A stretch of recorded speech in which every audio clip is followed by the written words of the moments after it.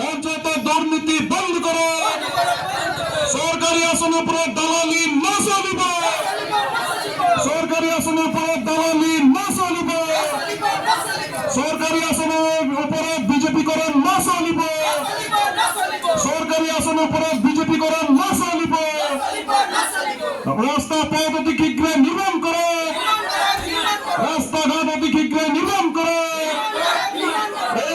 কাম পাওয়া নাই কেউ জবাব লাগে, জবাব দিয়ে, জবাব লাগে, জবাব দিয়ে, শ্রমিকে কাম পাওয়া নাই কেউ জবাব লাগে, জবাব দিয়ে,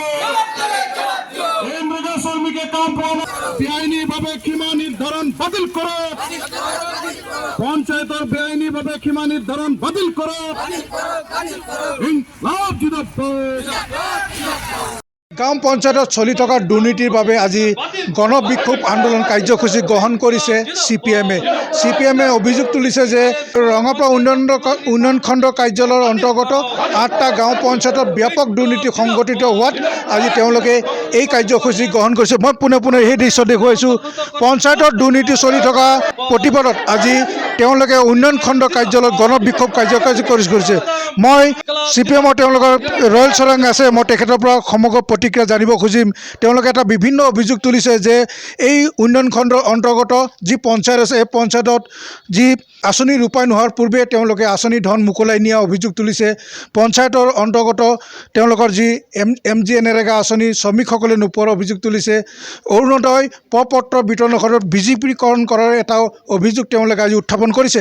মই সকলো কথা এজন নেতা আছে, মই তেওঁৰ সমগ্ৰ কথাখিনি জানিবলৈ চেষ্টা কৰিম। তেওঁলোকে কি অভিযোগ তুলিছে আৰু এই অভিযোগ যদি তেওঁলোকে খণ্ডন কৰে বা এই অভিযোগ যদি সত্যতা প্ৰমাণ কৰিব লাগে, তেতিয়াহ'লে 15 দিনৰ পিছত তেওঁলোকে সেই যি আঁচনিৰ দুৰ্নীতি হৈছে সকলো তেওঁলোকে তথ্য সহকাৰে এই উন্নয়ন খণ্ডৰ কাৰ্যালয়ৰ বিষয়া মীনা দিহিঙীয়াক সকলো তথ্য প্ৰমাণ দিয়াৰ এটা তেওঁলোকে প্ৰত্যাহ্বান জনাইছে। এই প্ৰত্যাহ্বান কিদৰে গ্ৰহণ কৰে সেই পৰৱৰ্তী সময়ত লক্ষণ হ'ব। কিন্তু তাৰ পূৰ্বে মই সকলো কথা জানিম যে আপোনালোকে এটা অভিযোগ উত্থাপন কৰিছে যে পঞ্চায়তত চলি থকা আঁচনি ব্যাপক দুৰ্নীতি চলি আহিছে, ইয়াত দালাল ৰাজ চলিছে, আপোনালোকে অভিযোগ তুলিছে। আৰু পঞ্চায়তৰ আঁচনি ৰূপায়ণ হোৱাৰ পূৰ্বে আঁচনি ধন মোকলাই দিয়াৰ এয়া অভিযোগ আপোনালোকে তুলিছে, কি ক'ব? আমি স্বাভাৱিকতে সেই কথাটো আমি পাৰ্টিৰ তৰফৰ পৰা আমি দায়িত্ব লৈখিনি আমি ক'ব বিচাৰিছোঁ। পঞ্চায়তখন সাংঘাতিকভাৱে দুৰ্নীতি হৈছে আৰু এই দুৰ্নীতিটো আমি এনেই কোৱা নাই, আমি সেই কথাটো আমি কৈছোঁ যে প্ৰয়োজন হ'লে আমি 15 দিনৰ ভিতৰত উইথ ডকুমেণ্টছ আমি ইয়াত গোটেই ৰাইজক আমি লৈখিনি ইয়াত হাজিৰ কৰাই দিয়া হ'ব বা এই ধৰণৰ আমি কথা কৈছোঁ। দ্বিতীয় কথাটো হৈ গ'ল যে ইয়াত পঞ্চায়তৰ যিটো হেৰি আছে সময় মানে সীমা নিৰ্ধাৰণ যিটো হ'ল, স্বাভাৱিকতে এই সীমা নিৰ্ধাৰণ কৰাৰ ক্ষেত্ৰত এটা পক্ষপাতিত্বমূলক হৈছে আৰু এই ক্ষেত্ৰত দেখা গৈছে যে আমি ৰাজনৈতিক দলবিলাকক যিটো আলোচনাৰ মৰ্মে যিটো পঞ্চায়ত সীমা নিৰ্ধাৰণ হ'ব লাগিছিল সেইটো তেওঁলোকে কৰা নাই, পক্ষপাতিত্বমূলকভাৱে কৰিছে। আৰু দেখা গৈছে এটা বাগানত 4,000 3,000লৈকে এটা বুথত আছে, বুথত মানে ভোটাৰ হেৰি আছে। গতিকে স্বাভাৱিকতে এইটো পঞ্চায়ত আইনত এক্টত নপৰে। তাত আছে কমচে কম 500ৰ তলত হ'ব লাগে এটা ৱাৰ্ডত, কিন্তু তেওঁলোকে গৈখিনি 3,000 4,000লৈকে এটা ৱাৰ্ডত সোমাই লৈখিনি তেওঁলোকে ৰাজনীতিকৰণ কৰিছে।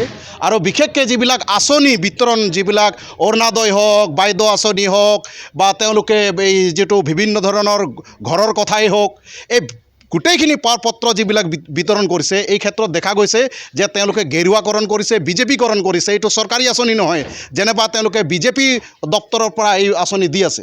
গতিকে এই ধৰণৰ ব্যৱস্থাবিলাক লৈ আছে। আমি দাবী জনাইছোঁ এই ক্ষেত্ৰত সকলো গৰীব পৰিয়ালক অৰুণোদয় আঁচনি দিব লাগে আৰু আঁচনিৰ যিটো মাননি আছে এইটো 5,000 টকালৈ বৃদ্ধি কৰিব লাগে, প্ৰত্যেকজন পৰিয়ালক ঘৰ দিব লাগে। আৰু যিবিলাক তেওঁলোকে কৈ আছে যে বাগান বস্তিবিলাকত পকী ঘৰ আমি বনাইছোঁ, এই ক্ষেত্ৰতো আমি দাবী জনাইছোঁ তেওঁলোকে এইটো মিছা কথা কৈছে। এতিয়াও বহুত বাগান বস্তি এনেকুৱা আছে, ৰাস্তা আছে য'ত নেকি এটা এম্বুলেঞ্চ যাবলগীয়া অৱস্থাত নাই। গতিকে এইটোৱে আমি দাবী জনাইছোঁ।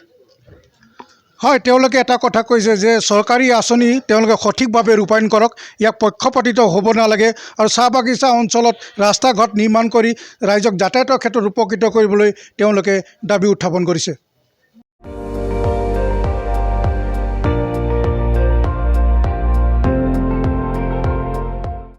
আপুনি চাই আছে ND24, সৰ্বশ্ৰেষ্ঠ নহয় সৰ্বোত্তমৰ দৌৰ।